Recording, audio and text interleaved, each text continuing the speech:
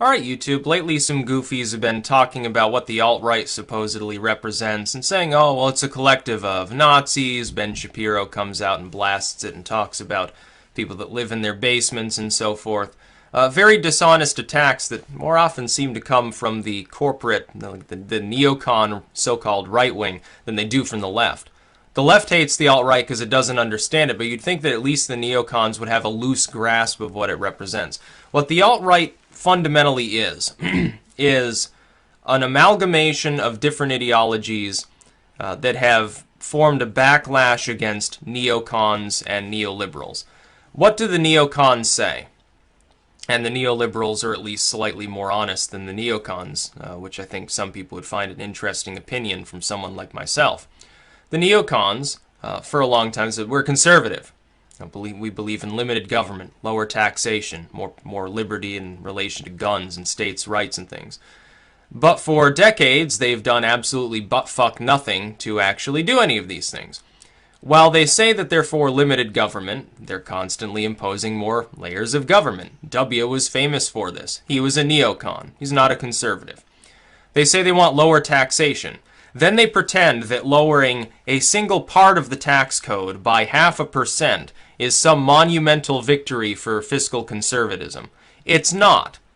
It's exactly the same as what the neoliberals want. What's the difference between lowering it 0.5% and raising it 0.5%? There's no fundamental difference. When you're arguing in terms that small, it's not fiscal conservatism. All it is maintaining the status quo, which isn't working. When they talk about guns, I've mentioned this a couple times, the Republican Party for decades made absolutely no overture in favor of gun rights. Not a single one. They simply stonewalled, planted their feet, and refused to allow additional anti-Second Amendment legislation to be passed. That's not a conservative ideology on the subject. It's a centrist ideology on the subject. It's being a sellout. It's being a sellout and saying the abuses that are already codified, we're not going to argue with them. We just don't want additional abuses. The left has done the same in the sense of social movements. They never took the charge on things like gay rights. They never did. Other third-party and independent movements and grassroots citizens took up the banner. And at the state level, certain leftist movements there, like here in Vermont or in Massachusetts. The DNC didn't get itself involved until the late stage of the game because it was too much of a political hot potato. They didn't want to get involved because they were afraid of losing votes from some of their moralist fans or something like that. Some religious Catholic enclave in Massachusetts that happened to be leftist but would switch alliances because of one wedge issue, something like that. The neoconservatives, they claim, again, small government. But at the same time, they want to send billions overseas. They want to spend a hell of a lot of money on our military, especially insofar as we're engaged in active warfare in any randomly selected third world nation at any given time. We pay through the nose for that. They're not the ones that have to donate their sons and daughters to go fight for the cause that they themselves often created. They're not conservatives, neocons. And the backlash is that actual conservatism is now growing. People who actually do believe in limited government. People who do believe in states' rights. People who do believe in the Second Amendment and don't simply want to remain at the same level of abusive government that we're currently at, but want to decline it further. This isn't some basement-dwelling movement. This is an almost technocratic movement of people who are adept online, who are capable of spreading information more efficiently than people who often target the movement. People like Glenn Beck, Ben Shapiro, the old guard left, the Bushes of the world. They're notoriously bad at it. They have to throw millions of dollars into any shilling plan that they have to limited effect. Somebody online who's part of the new right has to buy a webcam and get a YouTube account, or admin a Facebook page, or or get a phone and then use Twitter. That's all they have to do. It requires virtually no investment whatsoever beyond investments people already make into using the internet. You probably already had a computer before you started making content. Well, there's the majority of your cost right there. The webcam's presumably not going to cost as much as the computer that you're using. Neither will the microphone. And the phone that you use, you texting your friends or whatever, using Snapchat or some of this crap, yeah, you can use it to upload videos. You can use it to make posts on a Facebook page or whatever you happen to be doing. That's the new right. The fact that it's taking place largely online and involves people whose ideological presence is primarily online doesn't make them basement dwellers. It doesn't make them losers beating off to anime, as, you know, the DNC used to claim, and now Ben Shapiro apparently is claiming now. It has nothing to do with that. There are plenty of people now that have a far greater audience than he does, that have a far greater audience than Glenn Beck's slowly declining former media empire. There was a time when happy little Glenn Beck could go on and rant nonstop for months at a time, every day for an hour, about George Soros on Fox News. Then he gets kicked off there. He starts going to radio and doing The Blaze. And that slowly begins to decrease. And now, of course, fewer channels carry him. Nobody cares what he has to say. His audience is now eclipsed by any randomly chosen few politically minded significant YouTubers. And so that's what's happening. The alt-right is simply a backlash against what is generally termed cuckservatives. The cuckservatives are people who they claim to be conservative. Oh, small government, Americana, love this country. Oh, but I love foreign states more. I want to send them money that we don't have. I want to fight wars on their behalf. Doesn't benefit us, but who fucking cares? Multinational corporations are great. I'm going to give them a tax break. Screw the little people. I'll give them a 0.5% decrease in their taxes. Meanwhile, corporations with no loyalty to the United States, they pay nothing. Okay, they paid 2%. Woo, that's really helping our economy. Those small businesses, the ones propping up your average American small town community, screw them in the ass. Don't care about them because they're not donating to my political campaign. That's what the neocons represent, the neoliberals too. The only difference is the neoliberals, they're willing to admit, yeah, we fucking hate guns. Yeah, we want to tax you more. Yeah, we love high tax. We think it's great. Welfare programs that don't work. Yeah, we're going to grow them or at least maintain them in size. Social wedge issues. Yeah, we're going to try to get every minority group to vote for us by pretending to be their friend, but then we're going to completely ignore them once we're elected. That's what the neoliberals have done. They try to fool all these other groups. Meanwhile, they do lie through their teeth to people, but at least they're ideologically honest on those issues that the new right actually cares about. Yeah, they don't believe in limited government. They don't claim to believe in limited government. They want more government. But the old guard conservatives, the neocons like Bush, saying, yeah, we want small government, states' rights. They never actually do anything to cause that. They federalize things further. They look for any excuse to do so. Natural disaster? Oh, we need more federal money for these programs. Terrorist attack? Oh, we need a new layer of domestic surveillance. By the way, we're going to admit a bunch of people from countries that supposedly, according to these same politicians, virulently hate us while spying on the domestic population. Yeah, it's a great idea. Really pragmatic there. Wonderful job, Bush. Wonderful job, Obama. They do the same things. Some of us find it strange, those who are part of the new right, or honestly the progressives, don't leave them out. They may be screwy on economic issues, but they've got the right idea when it comes to like the neoliberals and neocons. That is true. Like the Sandersites. I can never believe in their economic ideology.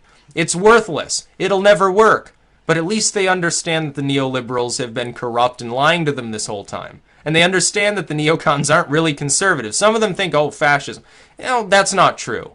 But they've got their heart in the right place, even if their economic beliefs are based on some century-and-a-half old book by some idiot armchair anthropologist living over there named Karl Marx, something like that. These groups at least understand neoconservatives aren't conservative. Neoliberals aren't classical liberals or even paleo-liberals. They're all part of the same group. I think what was noticed by all these different loose ideologies on the right and increasingly now on the left, there's a schismatic tendency there too, is that these groups stand for the same things. It hasn't escaped notice that the same people that backed Mitt Romney, supposedly like a real far-right fascistic Republican, then backed Hillary Clinton, supposedly a real far-left total social Marxist. People, supposedly, they've got opposite ideologies. They're actually joined at the hip, so the same groups have no problem with either of them. They backed them both. They never paid Bernie Sanders or Donald Trump They never supported Rand Paul. Hell, half of them didn't even support like Marco Rubio or somebody like that, Chris Christie. And they're just neocons too, of a different variant. Rubio being a slightly left-centrist on some things. Chris Christie being sort of a state-level gas bag, a machine politician of sorts. They wouldn't even fund them. No, they wanted the big corporate names.